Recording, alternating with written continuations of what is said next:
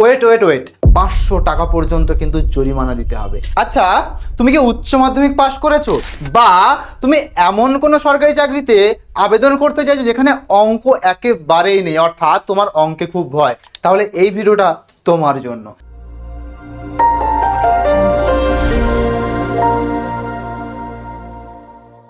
এই ভিডিওর মাধ্যমে তোমাকে আমি জানাতে চলেছি এসএসসির নতুন যে রুলস অ্যান্ড রেগুলেশন অনুসারে কি কি পরিবর্তন হলো আর কি কি পরিবর্তনের জন্য তোমার ফর্মটা বাতিল হতে পারে। তাই ভিডিওটা প্রথম থেকে শেষ পর্যন্ত দেখার রিকোয়েস্ট রইল, যাতে তোমাদের ফর্ম ফিল আপের সময় ভুল না হয়, আর যদি ভুল হয়ে যায় 500 টাকা পর্যন্ত কিন্তু জরিমানা দিতে হবে। অর্থাৎ যখন সেকেন্ড টাইম অর্থাৎ আমাদের উইন্ডো ওপেন হবে, তোমার সঠিক বা কারেকশন উইন্ডো ওপেন হবে, তখন কিন্তু 500 টাকা পর্যন্ত খেসারত গুনতে হতে পারে যদি এই ভুলগুলো তুমি করে ফেলো। তাই ভিডিওটা প্রথম থেকে শেষ পর্যন্ত দেখতে থাকো।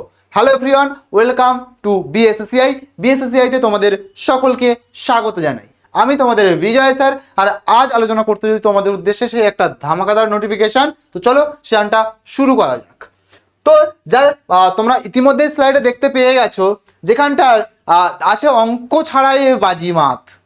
অর্থাৎ প্রথমেই বলেছি অঙ্ক ছাড়াই বাজিমাত করতে তোমাকে সাহায্য করবে আজ আমাদের এই যে পোস্টটা নিয়ে আমরা আলোচনা করতে চলেছি। সেই পোস্টটা আর কিছুই নয়, এসএসসির তরফ থেকে যে স্টেনোগ্রাফারের যে পোস্ট, সেটা কিন্তু অলরেডি 24 তারিখ থেকে ফর্ম ফিল আপ আউট হয়ে গেছে এবং সম্পূর্ণ নোটিফিকেশন আমরা কিন্তু পেয়ে গেছি। তো সেই নোটিফিকেশনকে সম্পূর্ণ বাংলা ভাষায় বাংলার মাধ্যমে তোমাদের কাছে নিয়ে আমি আজকে হাজির হয়ে গেছি। তাই 85 পৃষ্ঠার যে এসএসসির যে জটিল বিজ্ঞপ্তি ছিল তার A to Z অ্যানালিসিস করব আজ এই ভিডিওর মাধ্যমে। আর ফর্ম ফিল আপের যে ফাঁদগুলো আছে, সেই ফাঁদগুলো থেকে কিভাবে তুমি এড়িয়ে সঠিকভাবে ফর্ম ফিল আপ করবে সেগুলো নিয়ে আলোচনা করব। কারণ তোমার মাসের পর মাস পরীক্ষার প্রস্তুতি এক লহমায় শেষ হয়ে যেতে পারে একটা ছোট্ট মাত্র ভুলের জন্য। কারণ কারেকশন উইন্ডোতেও এই ধরনের কারেকশন তুমি করতে পারবে না। ওকে, তো চলো আলোচনা করি সেই বিষয় নিয়ে। তোমার মেধার কোনো দাম থাকবে না যদি আপনার ফর্মটি সামান্য ভুলে বাতিল হয়ে যায়। অর্থাৎ চশমা পরা ছবি বা ঝাপসা স্বাক্ষরের কারণে প্রতি বছর লাখ লাখ প্রার্থীর স্বপ্ন ভঙ্গ হয় বা ভাঙে। আমাদের লক্ষ্য থাকবে, অর্থাৎ আজ এই ভিডিওর মাধ্যমে 100টি নিখুঁতভাবে 100% যাতে তুমি নিখুঁতভাবে আবেদন করতে পারো, সেই 100% যাতে তুমি নিখুঁতভাবে আবেদন করতে পারো সেই জায়গাটা তৈরি করে দেওয়া বা বুঝিয়ে দেওয়া যে কোথায় কোথায় ভুল তোমরা করবে। অনেকের মাথায় চলতে থাকে, স্যার ফর্ম ফিল আপ তো সবে শুরু হলো, শেষের দিকে ঠিক করে নেবো, ডেডলাইনের আগে ঠিক করে নেবো। এটা কিছুটা ওই যে লাস্ট মিনিটে ট্রেন ধরার মতো। ঠিক আছে, ট্রেন লাস্ট মিনিটে তুমি দৌড়ে দৌড়ে যাচ্ছ, ঠিক আছে, ট্রেনটাকে ধরার জন্য। এইরকম একটা পরিস্থিতি তৈরি হবে এবং সেই মতো পরিস্থিতি তোমরা কিন্তু কখনো কখনো ট্রেন মিস করে ফেলো। এখানেও ঠিক তেমন। অর্থাৎ তুমি যদি ভাবো যে এখনও তো টাইম আছে, থাক আজ করব না, কাল করব না, পরশু করব না, এরকমভাবেই তুমি যদি পরপর করতে থাকো, তাহলে কিন্তু শেষ ডেডলাইনের আগে গিয়ে যখন তুমি ফর্ম ফিল আপ করতে যাবে, সার্ভার প্রচুর জাম থাকে, সেই মতো পরিস্থিতি তোমার কিন্তু ফর্ম ফিল আপ বা সাবমিশন সঠিকভাবে নাও হতে পারে। তাই এই যে লোকাল ট্রেন সিনড্রোম বা ধরার যে প্রবণতা, সেই টেন্ডেন্সির টাইপের মাথায় রেখে আমরা ফর্ম ফিল আপের সাথে এরকমভাবে ডিলে করে ফর্ম ফিল আপ করতে যাবো না বা পরে করে নেবো, এটা ভাববো না। তাহলে স্যার কবে থেকে কি হবে? 24 এপ্রিল অর্থাৎ গতকাল থেকে অলরেডি ফর্ম ফিল আপ কিন্তু শুরু হয়ে গিয়েছে এবং চলবে কবে? 15 মে রাত 11টা পর্যন্ত চলবে। এবং তুমি যদি ভালো করে খেয়াল করো, তোমাদের যে অ্যাপ্লিকেশন ফিস সবার জন্য নেই, তবে যাদের জন্য আছে, সেই অ্যাপ্লিকেশন ফিস জমা দেওয়ার লাস্ট ডেট হচ্ছে 16 মে, অর্থাৎ 15 মে ফর্ম ফিল আপ শেষ হচ্ছে এবং 16 মে রাত 11টা পর্যন্ত তোমার ফর্ম ফিল আপের ফি জমা দেওয়ার শেষ ডেট। তাহলে স্যার এবারে আমাদের মাথায় প্রশ্ন আসতে পারে যে স্যার ফর্ম ফিল আপের তো শেষ ডেট, ফর্ম ফিল আপের জন্য কেমন কি ধার্য মূল্য বা কি হবে, বা কখনো কি কারেকশন উইন্ডো ওপেন হবে? অবশ্যই হবে। অর্থাৎ তোমার কারেকশন উইন্ডো অবশ্যই ওপেন হবে কবে? 20 মে থেকে 21 মে পর্যন্ত, অর্থাৎ 20-21 তারিখে তোমার কিন্তু কারেকশন উইন্ডো ওপেন হবে। আর এই কারেকশন উইন্ডো ওপেন হওয়াতেই তোমার কাছে সবচেয়ে বড় একটা অঙ্কের কিন্তু ভুল, সেটা তোমার খেসারত গুনতে হবে। তোমার প্রথম যদি তুমি আবেদন করো, তোমার আবেদন মূল্য যেটা সেটা দিয়েই তুমি আবেদন করছো, এসএসটি যেমন থাকে না, ঠিক আছে, তাই তোমার আবেদন মূল্য প্রথমে যখন তুমি দিচ্ছ, যেটা আবেদন মূল্য যাদের আছে জেনারেলের 100 টাকা দিয়ে সেটা আবেদন করছো, কিন্তু প্রথমবার তাই তোমরা যারা যারা শূন্য টাকা দিয়ে আবেদন করছো, অর্থাৎ কোনো টাকাই লাগছে না এসসি এসটিদের, তারা যদি যদি ভুল না করে থাকো তাহলে তো বেঁচে গেলে। আর যদি ভুল করো, শুধু এসসি এসটির জন্য বলছি বলে না, সবার জন্য এটা অ্যাপ্লিকেবল। প্রথমবার কারেকশনের জন্য 200 টাকা, দ্বিতীয়বার যদি তুমি কারেকশন করতে যাও তোমাকে 500 টাকা পর্যন্ত খেসারত গুনতে হবে। তোমাদের মানে প্রশ্ন হচ্ছে স্যার এত টাকা জরিমানা কেন? 200 টাকা পর্যন্ত তাও ঠিক ছিল, তাই বলে 500 টাকা কেন করা হচ্ছে? কারণ এই সময় সবাই দেখো ফর্ম ফিল আপের সময় যদি বলে ও কারেকশন উইন্ডো তো দেবে, ফ্রিতেই তো, কোনো ব্যাপার না, ও ঠিক করে নেব, এরকম ভেবে সবাই ফর্ম ফিল আপেরটা ঠিক অমনোযোগিতার সাথে করে, ঠিকঠাকভাবে মনোযোগ দিয়ে করে না। আর এই অমনোযোগিতায় এড়াতেই এই বড় সড়ো মূল্যের ট্যাক্স বলতে পারো একটা তোমাদের উপরে ধার্য। ঠিক আছে, যাতে তোমরা একেবারে মনোযোগ দিয়ে সঠিকভাবে ফর্ম ফিল আপটা করো এই বড় অঙ্কের মূল্যকে এড়াতে। ঠিক আছে কিনা কি বললাম? পরবর্তী যদি দেখি আবেদন ফি কার কত লাগবে এবং কাদের আবেদন ফি লাগবে না, ইতিমধ্যে তোমাদেরকে আমি জানিয়ে দিয়েছি। বেসিক ফি সেটা হচ্ছে 100 টাকা, ঠিক আছে, যেটা তোমার জেনারেল, ঠিক আছে, তাদের জন্য, এবং ইউআর তোমরা বলতে পারো, এবং এসসি এসটি এবং উইডো অর্থাৎ বিধবা এবং এক্স সার্ভিস পার্সন, ঠিক আছে, তো এদের জন্য একেবারে, বা পিডব্লিউবিডি, এদের জন্য কিন্তু ফি একেবারে মকুব, অর্থাৎ কোনো রকম টাকা লাগবে না। তাই এইগুলো কিন্তু মাথায় রেখে তোমায় কিন্তু ফর্ম ফিল আপ করতে হবে। সরকারি চাকরির এই বিশাল সুযোগ মহিলাদের এবং সংরক্ষিত বিভাগের প্রার্থীদের জন্য 100% ফি ছাড় দেওয়া হয়েছে, যেটা আমি অলরেডি তোমাদেরকে বলে দিয়েছি। কারা লড়তে পারবে এই যুদ্ধে, যোগ্যতার মাপকাঠি কি, সেটা জানাটা অবশ্যই জরুরি। তো চলো সেটা নিয়ে এবার একটুখানি আমরা আলোচনা করে নিই। এখানটা স্টেনোগ্রাফার দুটো পোস্ট হয়, একটা হচ্ছে বললাম গ্রেড সি আর একটা হচ্ছে গ্রেড ডি। যদি তুমি গ্রেড সি পোস্টের জন্য দেখো, সেখানে 18 থেকে 30 বছর পর্যন্ত তোমার কিন্তু বয়স সীমা, অর্থাৎ গ্রেড সি এর জন্য 18 থেকে 30 বছর কিন্তু তোমার এজ লিমিট। আর যদি বলো গ্রেড ডির জন্য কত, 18 থেকে 27 বছর, অর্থাৎ 18 থেকে 27 বছর পর্যন্ত তোমার কিন্তু বয়স সীমা। ওকে, বলবে স্যার শিক্ষাগত যোগ্যতা কি লাগবে? প্রথমেই বলেছি তুমি যদি উচ্চ মাধ্যমিক পাস করে থাকো তাহলে এই ভিডিওটা তোমার জন্য। তাহলে এখানে অবশ্যই শিক্ষাগত যোগ্যতা তোমার লাগবে ন্যূনতম দ্বাদশ শ্রেণী, অর্থাৎ 12 স্ট্যান্ডার্ড পাস। ওকে, চলো পরবর্তী স্লাইড দেখি। বয়স মাপার কাট অফ, অর্থাৎ 1 আগস্ট দেওয়া হয়েছে নোটিফিকেশনে। এবারে এই যে 1 আগস্টই বা কেন, অর্থাৎ বয়স তোমার যেটা নির্ধারণ হবে, তোমরা হয়তো বলতে পারো স্যার জানুয়ারির 1 তারিখ অনুসারে তো নেয় 2026 এরকম অনুসারে, কিন্তু এখানে আমাদের স্টেনোগ্রাফারে কি করলো, এটা আগস্টের 1 তারিখে কেন, এইখানে ডেডলাইনটা আগস্ট পর্যন্ত কেন টানলো? তার কারণ বাবু, যাতে পাশ করা প্রার্থীরা সুযোগ সুবিধা পায়। বলে স্যার কিসের কথা বলছেন আপনি? এই মতো পরিস্থিতি তোমরা একটু যদি ভালো করে খেয়াল করো, মার্চ এবং এপ্রিল মাসের, ঠিক আছে, মার্চ এবং এপ্রিল মাসের দ্বাদশ শ্রেণীর, ঠিক আছে, দ্বাদশ শ্রেণীর সদ্য দ্বাদশ শ্রেণীর পাশ করা তরুণ প্রজন্ম যাতে অন্তত 1 বছর পিছিয়ে না পড়ে, তাই আগস্টটাকে ভিত্তি ধরা হয়েছে। অর্থাৎ যারা সদ্য উচ্চ মাধ্যমিক পাশ করবে এই মার্চ এপ্রিল মাসে, তো তাদের সেশন শেষ হয়ে যাচ্ছে, এবং আগস্ট অনুসারে এই জন্যই দেওয়া হয়েছে ডেডলাইন, যাতে তারা সবাই আবেদন করতে পারে, 1টা বছর তাদের ল্যাপস না হয়। এটা কিন্তু ভেবে এসএসসি এটা করেছে। ঠিক আছে না কি বললাম? আর এজ রিল্যাক্সেশন তো তোমরা জানোই, যেমন তোমাদের এসসি এসটির জন্য 5 বছর, ওবিসির জন্য 3 বছর, পিডব্লিউবিডি বা বিশেষভাবে সক্ষম অর্থাৎ তাদের জন্য 10 থেকে 15 বছর, এটা কিন্তু ছাড় আছে। প্রত্যেকটা তোমরা অলরেডি তোমাদেরকে আগের স্লাইডেও আমি বলে দিয়েছি। পরবর্তী প্রযুক্তির ফাঁদ, অর্থাৎ এসএসসি কিন্তু সেই ssc.nic.in এই ওয়েবসাইটে আর নেই, তারা নতুন তাদের পোর্টাল বানিয়েছে, ঠিক আছে, যেটা OTR portal, on time registration portal.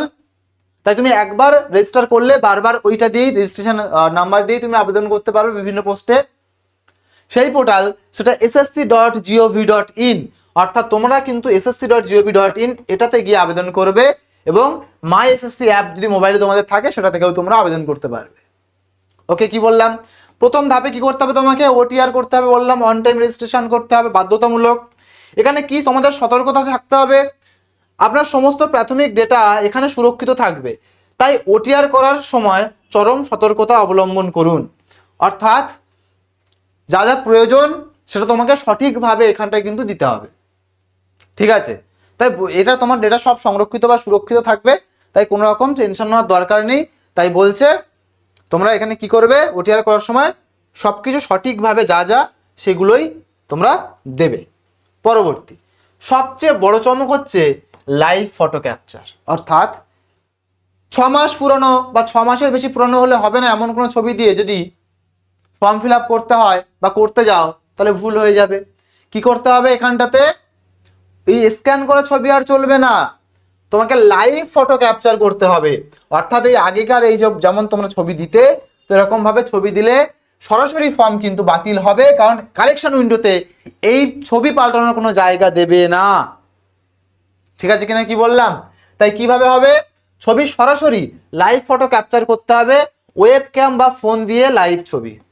ঠিক আছে, কেন এই নিয়ম করা হলো, প্রক্সি ক্যান্ডিডেট বা অন্যের হয়ে পরীক্ষা দেওয়া যে জালিয়াতি সেটাকে যাতে রোখা যায় বা আটকানো যায়, তাই জন্যই এরকমভাবে প্রার্থীর মুখকে ক্যাপচার করার সিদ্ধান্ত নেওয়া হয়েছে। কিন্তু এখানেও অনেক সতর্কবার্তা আছে।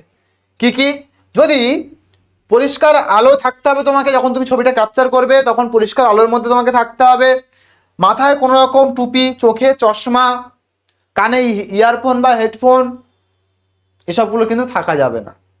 ঠিক আছে কিনা কি বললাম? সবচেয়ে বড় যে ব্যাপারটা সমস্যা বলেছিলাম না, ফর্ম বাতিল হয়ে যাবে পুরোপুরি, কোনো সুযোগ তুমি পাবে না যদি সিগনেচারে তোমার গন্ডগোল বা অস্পষ্ট হয়। লাইভ ছবির পাশাপাশি সিগনেচারের তোমার রেজুলেশনের দিকে খেয়াল রাখতে হবে। যদি সিগনেচারের রেজুলেশন এমন দাও তুমি যে ছবিটা পুরো ঝাপসা বা আবছা বোঝা যায়, এবং বিভিন্ন কালারফুল কাগজে যদি সিগনেচার করে সেটা আপলোড করো, ফর্ম সরাসরি বাতিল হবে, আর কোনো রকম উপায় নেই কারেকশন উইন্ডোতে ওটাকে কারেক্ট করার। তাই এরকমভাবে ঝাপসা বা আবছা ছবি বা কোনো সিগনেচার যদি তোমার হয় আপলোড করো তুমি, তাহলে কিন্তু ফর্ম ক্যান্সেল হয়ে যাবে। এবং কি করে তাহলে স্যার করতে হবে, শুধুমাত্র সাদা কাগজে সই করে স্ক্যান করতে হবে, সামান্যতম ঝাপসা বা অস্পষ্ট সিগনেচার সরাসরি বাতিল বলে গণ্য করা হবে, কমিশনে কোনো দ্বিতীয় সুযোগ দেবে না। তাহলে কতটা সতর্কতার সাথে ফিল আপ করতে হবে, আর রেজুলেশন মেনটেন করে আপলোড করতে হবে সিগনেচার ছবি। ছবিটা তো লাইভ ক্যাপচার হচ্ছে, সিগনেচারটা সেটা আশা করছি তোমরা বুঝতেই পারছো। ঠিক আছে, পরবর্তী এইখানটায় তোমাদের প্রথমেই শুরুতে বলেছিলাম অঙ্কের ছুটি। ঠিক আছে, তো এখানে অঙ্ক নেই, অর্থাৎ অঙ্ক ছাড়াই। তোমাদের মনে হবে স্যার কেন, অঙ্ক কি জানার কোনো প্রয়োজন নেই? তুমি স্টেনোগ্রাফার পদে আবেদন করতে যাচ্ছ, যেখানে অঙ্ক, তুমি তো আর অ্যাকাউন্টেন্সি ডিপার্টমেন্টে কোনো কাজ করতে যাচ্ছ না যেখানে অনেক রকম ম্যাথ বা অঙ্ক টঙ্ক লাগবে, তো সেজন্য এখানে অঙ্কের কোনো প্রয়োজন নেই। তাহলে স্যার কি কি সাবজেক্ট থাকছে? থাকছে সাবজেক্ট তোমাদের জিআই বা রিজনিং, থাকছে জেনারেল অ্যাওয়ারনেস জিএ, থাকছে ইংলিশ ল্যাঙ্গুয়েজ অ্যান্ড কম্প্রিহেনশন। সবচেয়ে ধামাকা এই জায়গাটাতে, রিজনিং 50টা প্রশ্ন 50 নম্বর, জেনারেল অ্যাওয়ারনেস 50টা প্রশ্ন 50 নম্বর, কিন্তু ইংলিশ ল্যাঙ্গুয়েজ অ্যান্ড কম্প্রিহেনশনে 100টা প্রশ্ন 100 নম্বর। তার মানে তুমি বুঝতে পারছো ইংলিশের উপরে কতটা জোর দিতে হবে। ঠিক আছে, এই হচ্ছে পুরো ব্যাপার। তাহলে ব্যাপারটা কি দাঁড়াচ্ছে, একজন স্টেনোগ্রাফারকে কোনো বাজেট বা জিএসটির হিসাব করতে হয় না, তার প্রধান হাতিয়ার হলো ভাষা। তাই এখানে পাটিগণিতের কোনো জায়গাই নেই, আর সেজন্যই অঙ্কের ছুটি। আর যেখানে গুরুত্ব বেশি 50% এরিয়া, অর্থাৎ টোটাল 200, তার মধ্যে এখানটায় 100 নম্বর শুধুমাত্র ইংরেজি দখল করে আছে বা ইংলিশ দখল করে আছে। তাহলে বুঝতেই পারছো ইংলিশে বাজিমাত করতে হবে। ঠিক আছে, তো এর জন্য তোমাদের বলি এসএসসির স্টেনোগ্রাফারের উপরে আমাদের ফাউন্ডেশন ব্যাচ খুব শীঘ্রই লঞ্চ হবে। তোমরা যারা যারা এখনো পর্যন্ত আমাদের বিএসএসসিআই ডিজিটাল লার্নিং অ্যাপটা ডাউনলোড করোনি, প্লে স্টোর থেকে গিয়ে ডাউনলোড করে নেবে। ওখানে তোমরা ব্যাচটাকে পেয়ে যাবে, এসএসসি স্টেনোগ্রাফারের ব্যাচ। আমরা খুব শীঘ্রই ওটাকে আপডেট করে দেব। তবে ইতিমধ্যে তোমার যদি মনে হয় এর পাশাপাশি তুমি সম্পূর্ণ ব্যাচের প্রিপারেশন নিতে যাবে, সমস্ত এসএসসির প্রিপারেশন নিতে চাইছো, এসএসসির যা হয় এমটিএস বলো, সিজিএল বলো, সিএসএল বলো, ঠিক আছে, সব প্রিপারেশনে তাহলে তোমার জন্য এই ব্যাচটাকে আমি রেকমেন্ড করব, যেখানে এসএসসি ফাউন্ডেশন ব্যাচ কি কি পাচ্ছ দেখে নাও। 300+ ঘন্টা live class, recorded class, video library, study materials, exam oriented master books, তারপরে এনসিইআরটি বুকস বেঙ্গলি এবং ইংলিশ দুটো ভার্সনেই, অর্থাৎ বাইলিঙ্গুয়াল ভাবে, এবং সাবজেক্ট ওরিয়েন্টেড স্টাডি মেটেরিয়াল পাবে, সেটাও বাইলিঙ্গুয়াল ভাবে। কোশ্চেন ব্যাংক পাবে, যেখানে তোমার আনলিমিটেড কোশ্চেন তুমি প্র্যাকটিস করতে পারবে। উইকলি মক টেস্ট, তার পাশে থাকছে মান্থলি একটা করে অফলাইন ক্লাস। তো এই যে ব্যাচ, এই ব্যাচটাকে তুমি যদি পারচেস করতে যাও, হয়তো অনেক টাকা দিতে, তোমাকে এমআরপি শো করতে পারে, কিন্তু বলে রাখি, তুমি যদি আমার এই কুপন কোডটা ইউজ করো, যেটা কিনা OIT115 এই কুপন কোডটা যদি তুমি ইউজ করো, ম্যাক্স টু ম্যাক্স ডিসকাউন্ট পেয়ে যাবে, ঠিক আছে? তাই এই কুপন কোডটাকে ইউজ করতে ভুলো না, OIT115 OIT ক্যাপসে, ঠিক আছে, 115। ওকে, তাহলে তুমি আর দেরি করো না, এই আমাদের স্পেশাল ব্যাচে যুক্ত হও এবং নিজের সিলেকশনটাকে পাকা করে নাও বা মজবুত করে নাও। তো আমরা ইতিমধ্যে যেখানে শেষ করছিলাম বা যেখানে আমরা দেখেছিলাম লাস্ট মুহূর্তে, সেখানে ইংলিশের একটা রাজত্ব অনুভব করেছিলাম। সেই জায়গাটা তোমরা দেখতে পাচ্ছ, এখানটাতে এক পাশে ইংলিশ আর আরেক পাশে জিএ অ্যান্ড জিআই। তো এই হচ্ছে ব্যাপার, কেন ইংরেজিতে 100 নম্বর? যখন আধিকারিক দ্রুত ডিটেকশন দেন, তখন শুধু শব্দ টাইপ করলে হয় না, বাক্যের গঠন, গ্রামার, অ্যাক্টিভ প্যাসিভ ভয়েস এবং কনটেক্সট বুঝতে হয়। সেজন্য ইংলিশের উপরে এতটা জোর, ঠিক আছে? নেগেটিভ মার্কিং স্যার নেই, অবশ্যই আছে, 0.25 করে যেমন থাকে তেমন আছে তোমাদের নেগেটিভ মার্কিং। তাই যদি তুমি আন্দাজে ঢিল মারো, তাহলে কিন্তু সেরকম খেসারত তোমাকে ভুল যদি হয় গুনতে হবে, ঠিক হলে তো লাজবাব। নর্মালাইজেশনের ব্যাপারটা নিয়ে দেখো পরিবর্তন কি হয়েছে। নর্মালাইজেশন দেখো, আগে কিন্তু এমন হতো না যে শিফট যেমন হতো সেই শিফট সেইভাবে করে নর্মালাইজ করে দেওয়া হতো, কিন্তু এখন এসএসসি আর সেটা করবে না। সরাসরি নোটিফিকেশনে বলে দিয়েছে যে এসএসসি সবচেয়ে কঠিন শিফট যেটা কঠিন শিফট আর সবচেয়ে যেটা সহজ শিফট, এই দুটোকে একসাথে নর্মালাইজেশন করে কাট অফ নির্ধারণ করবে। কেমন হবে স্যার? কারণ ব্যাপারটা কি হয়েছে, লক্ষ লক্ষ প্রার্থীদের কারণে পরীক্ষা একাধিক শিফটে হবে, কোনো শিফটের প্রশ্ন কঠিন বা সহজ হতে পারে, স্বাভাবিক ব্যাপার। তাহলে এই নর্মালাইজেশন ব্যাপারটা কি করে কাজ করবে? গাণিতিক হিসাবের মাধ্যমে কঠিন শিফটের প্রার্থীদের নম্বর কিছুটা বাড়িয়ে কঠিন শিফটের প্রার্থীদের নম্বর, ঠিক আছে, কিছুটা বাড়িয়ে এবং সহজ শিফটের প্রার্থীদের নাম্বার ব্যালেন্স করে একটা সমতা আনার চেষ্টা করবে, যাতে কারোর পক্ষে অবিচার না হয়। অর্থাৎ যারা কঠিন শিফট আছে তাদের নাম্বার একটু বাড়িয়ে, আর যারা সহজ শিফট আছে তাদের নাম্বার ঠিকঠাক জায়গায় রেখে একটা প্রপার একটা নর্মালাইজেশনের জায়গায় কিন্তু আসবে। এবং সেইভাবে তোমাদের কিন্তু আস্তে আস্তে যাতে তোমাদের কোনো রকম শিফটের কারোর মনে না হয় আমার শিফটে কঠিন প্রশ্ন এসেছিল, আমার শিফটে সহজ প্রশ্ন এসেছিল, এই সমস্যাটা যাতে আর তৈরি না হয় সেজন্য। সবচেয়ে ওটা তো গেল শুধুমাত্র জাস্ট একটা টিকিট বলতে পারো, ঠিক আছে, পরীক্ষাটা। আসল খেলা এখানটাতে স্টেনোগ্রাফারের, যেখানে তোমার চোখ বেঁধে পিয়ানো বাজানোর মতো ব্যাপার। দেখো অলরেডি লিখে রেখেছি আমি এখানে। তার কারণ কি স্যার? কারণ পিয়ানো যেমন বাজাতে হয় তেমন আওয়াজ শুনতে হচ্ছে, ঠিক আছে, মাথায় সেটা প্রসেস হচ্ছে এবং হাতে সেটা টাইপ হচ্ছে, মানে চলছে, পিয়ানোর যে বাটনগুলো সেগুলো চলছে। ঠিক এরকমই কেন বলছেন স্যার আপনি এরকম? কারণ লিখিত পরীক্ষা কেবল টিকিট, বললাম। আসল যুদ্ধ শুরু এখানেই, যেখানে কান, মস্তিষ্ক এবং আঙুলের অবিশ্বাস্য সমন্বয়ের প্রয়োজন। আর এই 10 মিনিটের ডিটেকশনটাই কিন্তু তোমার কাছে খুব গুরুত্বপূর্ণ। এখানটা দুটোর জন্য আলাদা আছে। গ্রেড সিতে দেখো, গ্রেড সিতে পার মিনিটে 100টি শব্দ ডিটেকশন স্পিড লাগবে। গ্রেড ডিতে কি লাগবে? গ্রেড ডিতে লাগবে 80 শব্দ পার মিনিটে, ঠিক আছে। যদি তুমি ভালো করে একটুখানি দেখো, পরের স্লাইড তোমাকে আমি দেখাতে চেষ্টা করব। এই দেখো, বললাম 100 ওয়ার্ড পার মিনিট। কম্পিউটার টাইপিংয়ের সময় থাকবে দেখো, ইংলিশের জন্য 40 মিনিট, হিন্দি যদি তুমি টাইপ করো তাহলে 55 মিনিট।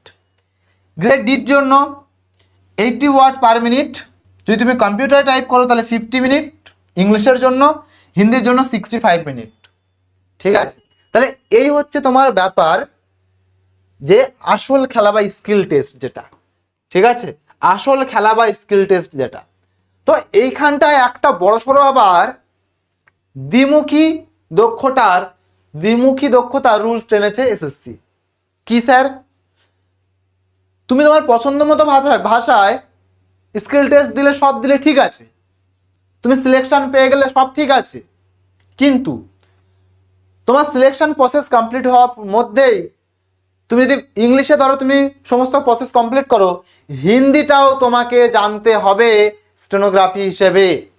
অর্থাৎ দেখো, ভালো করে দেখে নাও, কেউ যদি হিন্দি স্টেনোগ্রাফি বেছে চাকরি পায়, তবে প্রবেশন পিরিয়ড চলাকালীন তাকে ইংরেজি স্টেনোগ্রাফি শিখতে হবে, এবং উল্টোটাও প্রযোজ্য। তার মানে কেউ যদি ইংলিশে স্টেনোগ্রাফি বেছে নিয়ে চাকরি পায়, তাহলে তার প্রবেশন পিরিয়ডের মধ্যে তার হিন্দি স্টেনোগ্রাফি শিখতে হবে, অর্থাৎ ভাইস ভার্সা। স্যার কেন এরকম করলো? আমি একটা প্রার্থী হয়ে আমি তো যে কোনোটা নিয়ে চাকরি নিয়ে ছিনিয়ে নিতে পারি। এর পিছনে কারণ হচ্ছে বাবু, সরকারি দপ্তরগুলি এমন কর্মী চায় যারা যে কোনো পরিস্থিতিতে মানিয়ে নিতে পারে। নতুন আধিকারিক যদি অন্য ভাষায়, ধরো তুমি হিন্দিতে স্টেনোগ্রাফি শিখে চাকরি পেয়েছো, আর যিনি আছেন সরকারি আধিকারিক উনি ইংলিশে হয়তো বলবে, তুমি তো হিন্দিতে ছাড়া টাইপ করতে পারবে না, তাহলে কাজ তো অফিসের বন্ধ হয়ে যাবে। যাতে এই রকম সিচুয়েশন তৈরি না হয়, তার জন্য এই ভাইস ভার্সা রুল কিন্তু এসএসসি চালু করেছে। ওকে, পরবর্তী চূড়ান্ত মেধা তালিকা বা কাট অফ, সেইখানটায় দাঁড়িয়ে একটা FRT অর্থাৎ first round of tentative allocation, এই ব্যাপারটা কিন্তু থেকেই যাচ্ছে। বলবে স্যার এটা আবার কি জিনিস? যে লিখিত পরীক্ষা, সেখানে ন্যূনতম তুমি যদি ইউআর ক্যাটাগরি হও 30% নম্বর পেতে হবে পাস করার জন্য, ওবিসি এবং ইডব্লিউএস এর জন্য 25% পেতে হবে পাস করার জন্য, আর অন্যান্যদের জন্য 20% পেলেই তুমি কিন্তু এই প্রথম যে বললাম টিকিট পেয়ে যাওয়ার যে ব্যাপারটা প্রিলিমসের, সেটা তুমি পাস করে যাবে। ঠিক আছে কিনা কি বললাম? তাহলে এই যে FRTটা কি? FRT হচ্ছে আপনার লিখিত পরীক্ষার র্যাঙ্ক ও দপ্তরের পছন্দের ভিত্তিতে সিস্টেম আপনাকে একটি নির্দিষ্ট মন্ত্রক বা দপ্তর অ্যালট করবে। ঠিক আছে, এটি একটা অস্থায়ী। বলে স্যার কি বলছেন, সরকারি চাকরি তো অস্থায়ী কোথা দিয়ে আসছে? বাবু একটু মন দিয়ে বুঝি। অস্থায়ী ব্যাপারটা কেন বলছি, কারণ ইতিমধ্যে তোমরা সমস্ত ডকুমেন্টগুলো তো অনলাইনে সাবমিট করো, তো সেগুলো তো অনলাইনে ভেরিফিকেশন সম্পূর্ণভাবে কমপ্লিট করা সম্ভব নয়। অফিস থেকে তোমাদের যখন এই সমস্তগুলো কমপ্লিট হয়ে যাবে, তখন সমস্ত সার্টিফিকেটগুলি খুঁটিয়ে অফিসে তোমাকে কিন্তু যাচাই করা হবে, এবং যাচাই করার পরেই তোমাকে চূড়ান্ত সিদ্ধান্তের মেধা তালিকা প্রকাশ করা হবে। কি বললাম, বোঝা গেল? তো এই হচ্ছে ব্যাপার। এখানটা আরেকটা স্ক্রাইব নিয়ে জালিয়াতিকে বন্ধ করার জন্য খেলা আছে। যারা স্ক্রাইব ছিল, অর্থাৎ দৃষ্টিহীন বলো বা সেরিব্রাল পলিসিতে আক্রান্ত কোনো প্রার্থী বা ক্যান্ডিডেটস, তাদের জন্য যারা স্ক্রাইবের হয়ে পরীক্ষা দিতে যায়, তারা একজনের হয়ে না দিয়ে সবার জন্য পরীক্ষা দিতে যেতে পারে। তার মানে ধরো একটা ট্যালেন্টেড স্টুডেন্ট, সে A নম্বরে একটা স্ক্রাইবের পরীক্ষা দিয়ে এলো, তারপর দিনকে আবার B নম্বরে একটা দিয়ে আসলো, C নম্বরে একটা, মোটামুটি C নম্বর ক্যান্ডিডেটের একটা দিয়ে আসলো পরীক্ষা। এই জালিয়াতি এবারে কিন্তু বন্ধ হয়ে গেল। কেন স্যার? কারণ একজন ব্যক্তি একজন স্ক্রাইবের হয়েই পরীক্ষা দিতে যেতে পারবে। তাই তাদের এই যে ইনকাম করার যে মানে জায়গা বা ফায়দা হওয়ার জায়গা, এটা কিন্তু পুরোপুরিভাবে বন্ধ হয়ে গেল। একজন স্ক্রাইব কেবল একজন প্রার্থীর পরীক্ষাই দিতে পারবে। ঠিক আছে, পরবর্তী এখানটায় দেখো, তোমাদের এখানেও আবার একটা গল্প আছে, যেটা কি না BRO। ঠিক আছে, এই যে BRO ডেস্ক জবের ফিজিক্যাল টেস্ট, তার মানে তুমি তো একটা ডেস্কে কাজ করবে বা কম্পিউটারে কাজ করবে, তোমার আবার এই BRO এটা কেন লাগবে? অর্থাৎ বর্ডার রোডস অর্গানাইজেশন কেন এখানটায় কি করবে? এটা হচ্ছে কঠোর নিয়ম একটা। ঠিক আছে, কি নিয়ম? কঠোর মেডিকেল স্ট্যান্ডার্ড এবং ফিজিক্যাল এফিসিয়েন্সি টেস্ট,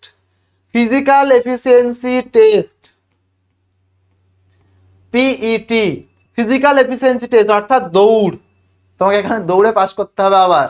ঠিক আছে, দৌড় পার করতে হবে। ঠিক আছে স্যার, কেন করতে হবে?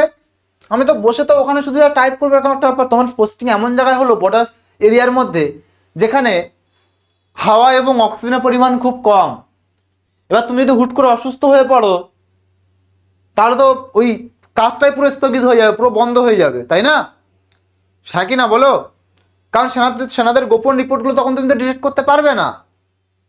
সেই জন্য দেখো, চরম আবহাওয়া এবং অক্সিজেনের অভাবে পোস্টিং হতে পারে। জাতীয় নিরাপত্তার স্বার্থে সেনার গোপন রিপোর্ট ডিটেকশন নেওয়ার সময় শরীর খারাপ হলে চলবে না, সেই জন্যই। ঠিক আছে, এটা একটা কিন্তু বড় প্রসেস।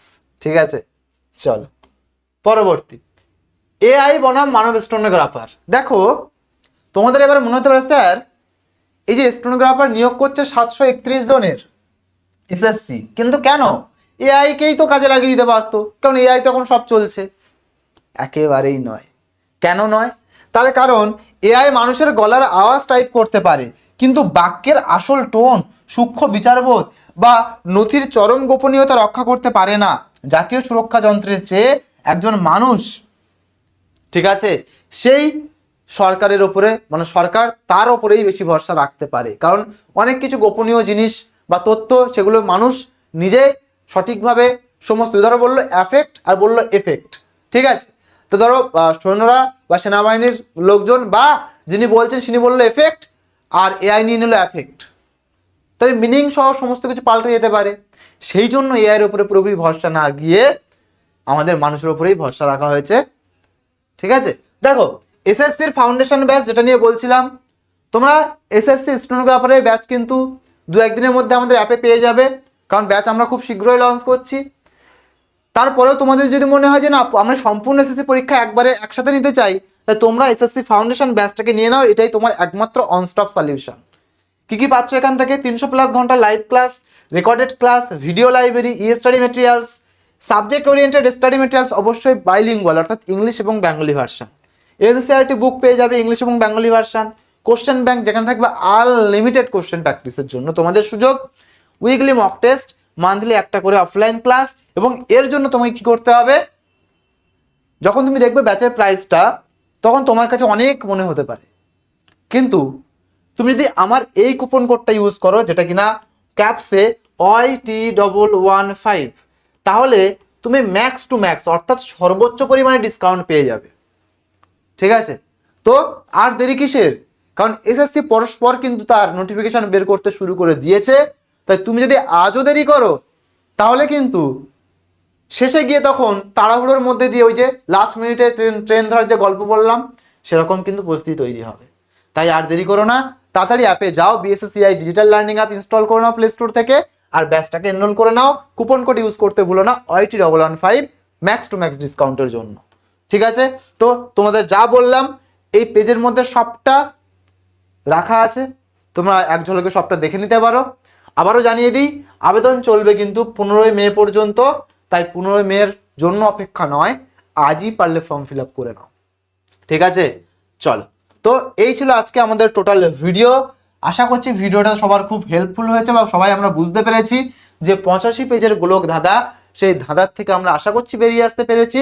যদি ভিডিওটা ভালো লেগে থাকে অবশ্যই লাইক করতে ভুলো না, শেয়ার করতে ভুলো না বন্ধুদের মধ্যে, আর হ্যাঁ এই রিলেটেড ক্লাস তোমরা যদি চাও কমেন্ট সেকশনে জানাতে ভুলো না যে স্যার এসএসসি স্টেনোর উপরে ক্লাস চাই বা কোন ক্লাসে মানে কোন টপিকের উপরে ক্লাস চাইছো সেটাও কমেন্ট সেকশনে জানাতে ভুলো না। আর কে কোন জেলাতে দেখছো সেটাও জানিয়ে দিও কমেন্ট সেকশনে। তো সবাই ভালো থেকো, সুস্থ থেকো, নতুন হয়ে থাকলে সাবস্ক্রাইব করে নিও চ্যানেলটা। Thank you so much, wish you all the best, thank you all.